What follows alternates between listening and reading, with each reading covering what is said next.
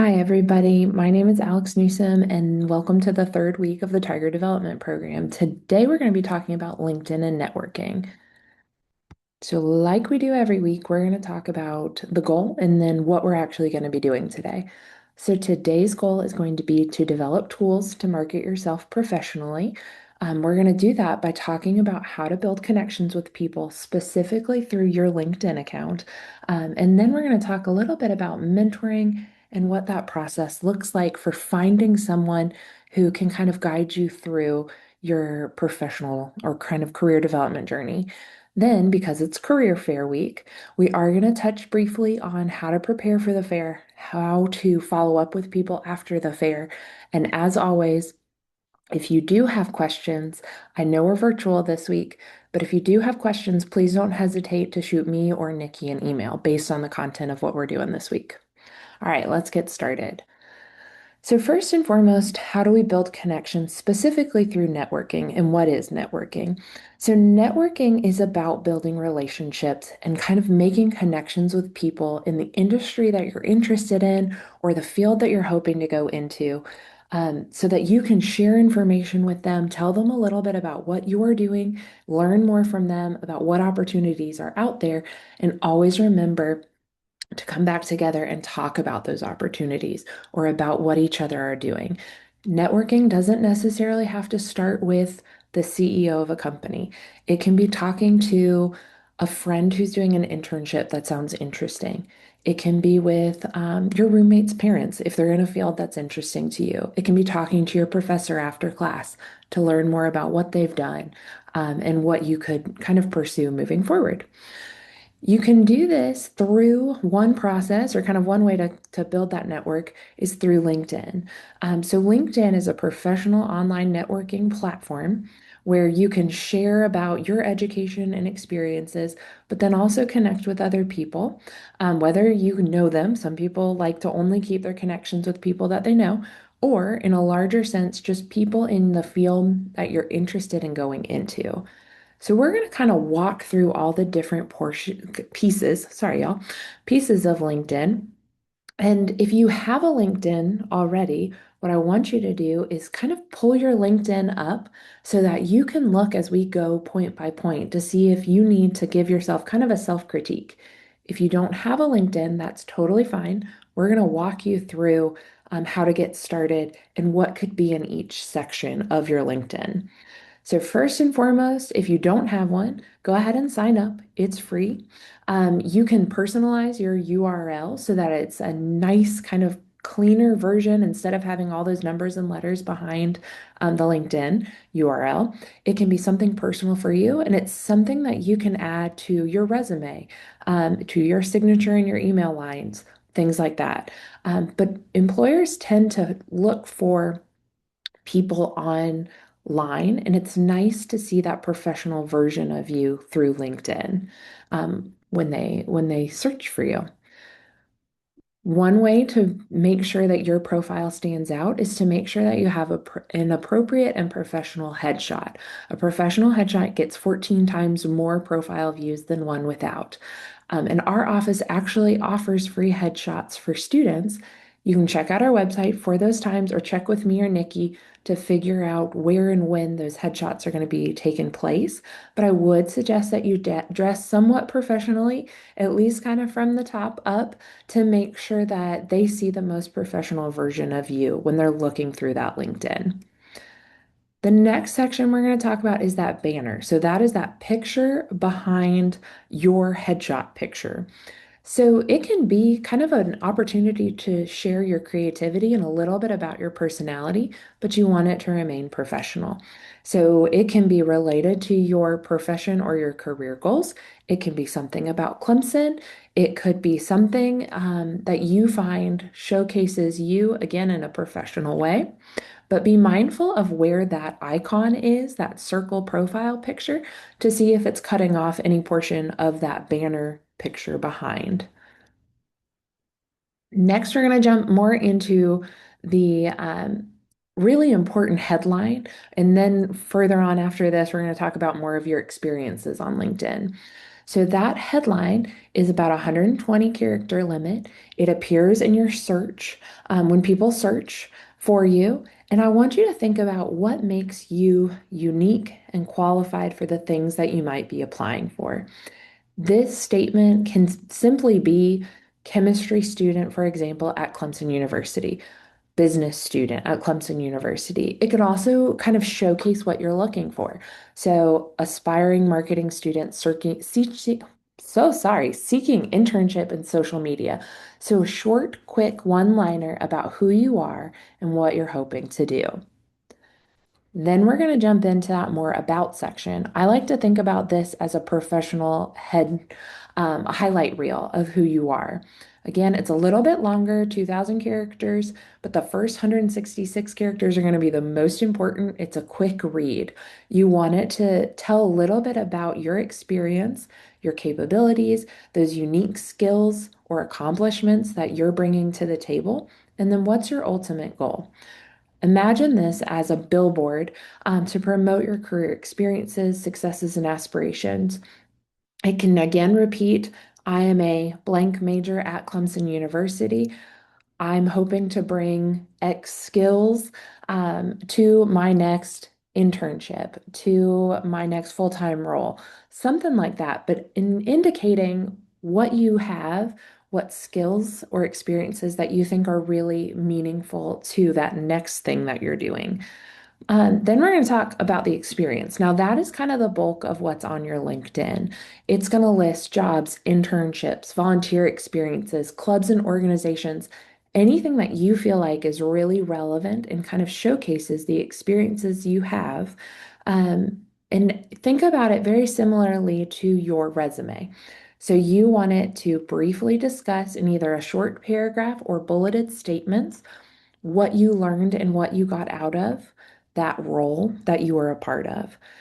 Use relevant keywords to your field, meaning if you know that there's a skill, trait, tool, technology that's used frequently that you have experience in, make sure that you're incorporating that into the descriptions of your experience. Like we talked about with resumes, think about adding quantifiers, so numbers, dollar amounts, percentages to show the impact and the scope of what you are working on.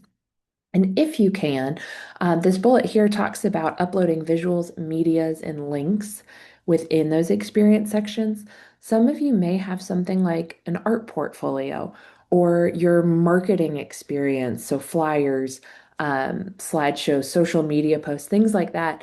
That can be really beneficial to actually showcase the work that you've done in the past.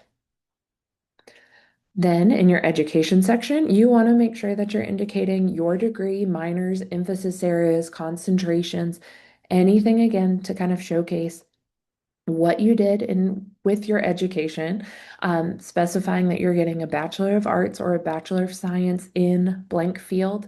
You can incorporate your GPA. You can incorporate relevant coursework if that would be meaningful and helpful, and things like that.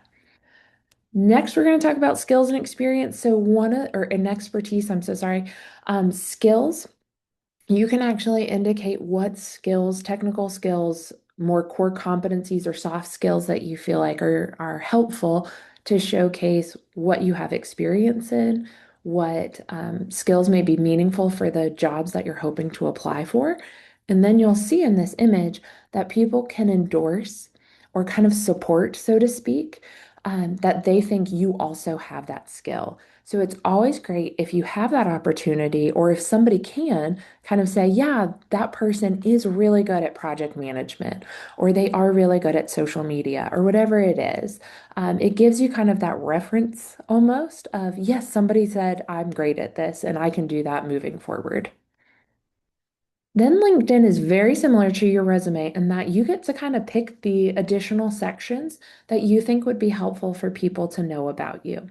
So whether that's volunteer experience, if it's publications or conferences that you've attended or languages that you speak, anything again that you think kind of best demonstrates the professional version of you, you can add in. Now, before I jump into mentors itself, LinkedIn is a really great platform. If I go back, LinkedIn is a really great platform for you to showcase you, but then also build connections with people in an environment where you can send a message. You don't have to be face to face with that person in this moment, but you can search for people in jobs or in companies that you're really interested in, and connect with them to learn more. You can look up Clemson alumni to get an idea for where people within your major, what they've gone on to do, where they're working, where they live. You can use it as almost a research center to a point, and then start building connections and actually reaching out to people that you find on LinkedIn to ask them um, more about the subject area you're interested in the field. Hopefully, you're able to kind of build those relationships so that they want to see you succeed, you want to see them succeed, and you want to make sure that you're always kind of going back and forth and communicating with those people, whether it's only on LinkedIn or in other platforms, email, phone calls, meeting them in person if you feel like that would be helpful to walk through and really ask, hey, I really want to do this. What do you think about this? What advice could you give me? What connections do you have that I might, benefit from? Which leads us really beautifully into this idea of mentors and mentorship. So, like we said, this one's all about, or this presentation's all about building connections. So you can build those more LinkedIn professional connections where you're learning more about what other people are doing. Um, Hopefully, building that piece of, I want to connect with more people in the field that I'm interested in. Some people really benefit and can kind of learn a lot more from this mentorship component. So, what that means, it's a professional relationship where a more experienced person in the field provides guidance, advice, and encouragement to help you grow. So, who can be a mentor for you potentially? It's professionals in your field, it's supervisors that you're working with right now, it's professors, it's someone who's already in the field of interest that can help you grow, learn more, make more connections, those kind of things. I do want to touch on this TigerLink idea. So, TigerLink is the university's online networking platforms that helps connect current students with alumni to learn about different industries, job opportunities. They can help look at resumes, cover letters, help you kind of prepare for interviews as well, anything like that. I like to think of it as almost like a LinkedIn for Clemson, but people have signed up to be helpful flash mentors, so quick people to kind of ask questions to about anything within your professional development realm. So, how do we go about finding a mentor and what does that relationship really look like? And what does that connection work? How does it work? So, first, I want you to reflect on what you're hoping to gain from this person. Is it career advice? Is it skill development? Is it, I want to learn more about these specific fields or industries of interest to me? So think about that first. Think about what you want out of finding this person. Then I want you to think about, who do you already admire? Is it professors, alumni, current supervisors, or professionals? And then can you kind of talk to them? Can you ask them questions? Can you attend networking events, workshops, conferences where those professionals in your field actually are? And then can you make those meaningful connections and build relationships with them? One way to do this and one way to connect is to reach out with a thoughtful message, either through email or LinkedIn, explaining who you are and why you'd like to connect. And in this, I am not suggesting that you start that conversation with, hey, I need a mentor. Would you be my mentor? What I mean is, can we send a message that asks a question? Can you build a connection with someone, maybe who's an alumni, saying, I saw that you're a current or that you are an alumni. I'm a current Clemson student. I have a couple questions about maybe the field that you're in or the company that you work for, and I'd love to learn more about maybe how Clemson prepared you or about what got you into this field. Then you can start having that short conversations, asking them some meaningful questions, maybe about their career path or if you have a specific question about the industry that they're in, or what about their profession interests you? Do you want to know about their day-to-day tasks? Do you want to know about the growth opportunities within that profession? So think about what kind of things do you want to know from that person? Then again, we're going to keep that initial ask small. Maybe it's, can I send you another email asking questions? Can I have a 20 to 30-minute chat either over the phone, over Zoom, in person to learn more about them in a more direct way? And then maybe again, personalize that first couple interactions. And by that, I mean, what about their work or them specifically in their or their professional journey makes you want to learn more about them and about what they do? This is an example outreach email to a potential member or mentor in your industry of interest. So your subject line can be as simple as I'm exploring this field and I'm seeking your insights. Then you want this message again to be kind of short and sweet. You want it to tell them who you are. You want to tell them why you're writing. And then you want to tell them why them specifically, like I mentioned before. So I'm really interested in your specific career path. I want to learn more about your job or about the company that you're working in. Then have that ask. So if you're open to it, I'd love to have a 20 to 30-minute conversation with you at a time that works for you. I understand your time is valuable, and I'd be grateful for anything that you're willing to share with me. And then your name, warm regards, if you want to include something like your resume so that they can see a little bit about your background and where you're coming from, that could be helpful too, but not always necessary. Then, once you kind of have that initial conversation, hopefully it's about building the relationships. So, like I keep saying, I want you to come prepared with thoughtful questions. Think about what do you want to learn from them, and then what you want out of this connection, this building relationship that you're having. So, think about why it would be meaningful for you to keep connecting with them. What do you hope to know? How can they help you? If you have something specific, such as, I really want you to tell me what skills maybe I need to keep working on developing so that I can be prepared to do what you're doing next. It's always important to follow up with a thank you note of some kind. It can be a quick email or a quick LinkedIn. Thank you so much for your time and attention. Thank you for whatever you talked about in that initial conversation. And then keep in touch periodically. You do not have to call them once a week or anything like that. But it can just be, I want to share that I just got this internship. Thanks so much for your insight and your advice about X, Y, and Z. If you do anything that you think would be meaningful for them to know about, that would be excellent to share. And remember that mentorship, just like any sort of connection or networking opportunity, is a two-way street.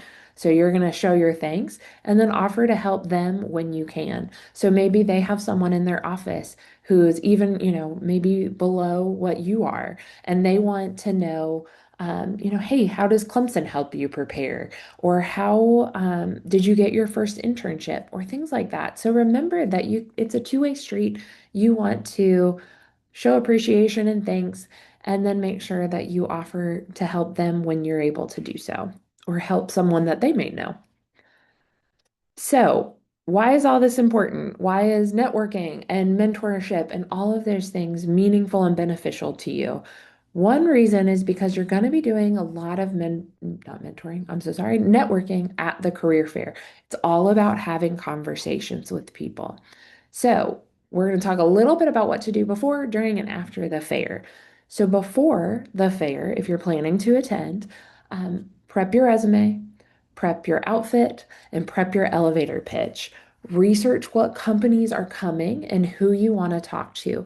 Maybe even jot down a couple notes about the company itself so that you can show that you've done your research and your homework while you're talking to them. So make sure that you're looking at what your experiences are, what skills you have, and then what companies may be a good fit for you and what you might be a good fit for, so that you can actually talk to those people once you're at the career fair. So during the career fair itself, once you walk in, get checked in, the first thing I would suggest to do is check that posted QR code or download the Careers by Simplicity app to see a map of where the employers are, what table they're at, and to think about what not think, sorry, and then start having those conversations with the people that you researched and that you prepared for. But I also want you to be open to talking to people who are there, talking to maybe a company that you wouldn't necessarily have thought you wanted to talk to. It's a great way to build connections and continue that networking component of, this company knows somebody, maybe somewhere else, or maybe this is a great opportunity for you. You just didn't know much about that company. So, one thing I want you to think about while you're there is to keep an open mind and think about, I'm just here to build connections with people, have conversations about the skills and experiences that I have, and what skills and experiences do you want from a potential internship, and then maybe a full-time role later on. After the fair, I want you to do a couple things. So if you got the contact information from a recruiter, whether that's an email, a LinkedIn, something like that, I want you to follow up with that person within a day or two. I want you to mention something that you guys talked about at the fair. I want you to maybe include your resume in that as well so that they kind of remember who you are, what you talked about.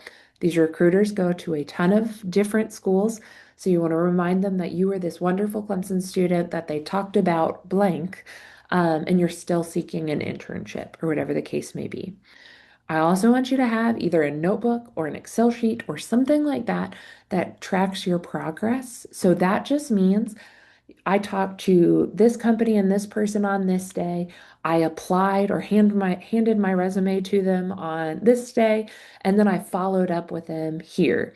So it gives you that idea of here are all the steps I did when I did it, and then it'll be able to tell you when I should follow back up again if you applied to an internship or if you just made a good connection with someone and you want to keep up and showcase, hey, I may not be the right intern for you right now, but I'd love to hear more about your career journey. I want to learn from you.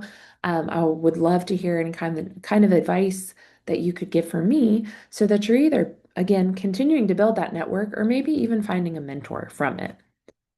So that was a lot of information in a short amount of time. And I know that you're watching this and that we are not standing in front of you or you're not on Zoom with us today.